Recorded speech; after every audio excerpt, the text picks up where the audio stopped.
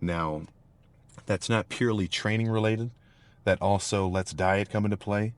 But really, the only trick with dieting, yeah, the only trick for me with dieting, at least, is you gotta, and this is from my perspective, this is a Sam tip, this is not just a generalized tip. I think tracking your calories is the fucking way to do it.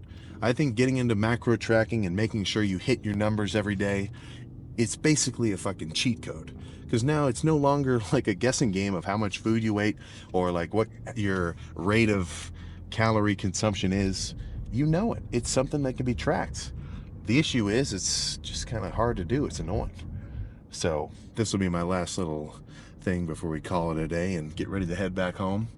But it's worth it.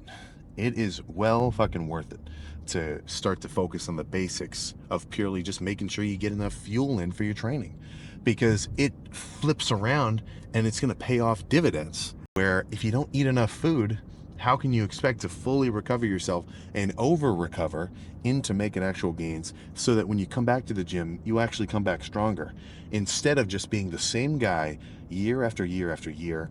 And then if I didn't make gains for like 3 years straight, what are the odds that I'm going to keep working out hard?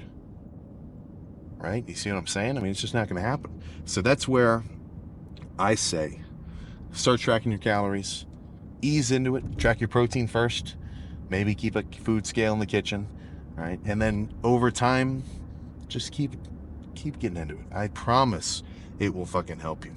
Now, that's only for once you've gained to the point where now you're no longer just gaining muscle from regular training and like eating as much food as you're hungry for. That's where I think it does help to actually leverage that dieting side of things.